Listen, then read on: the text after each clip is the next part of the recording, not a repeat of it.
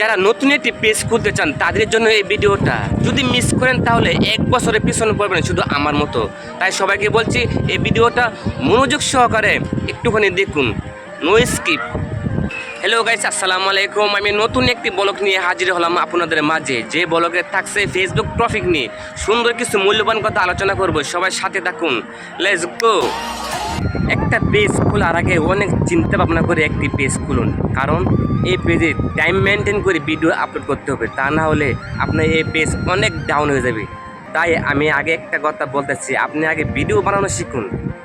সবার সামনে গিয়ে টুকটাক একটুখানি ভিডিও বানান, কী সমস্যা, আগে ভিডিও বানানো শিখুন, তারপরে একটি পেজ খুলে সুন্দরভাবে ভিডিও বানিয়ে আপলোড করুন।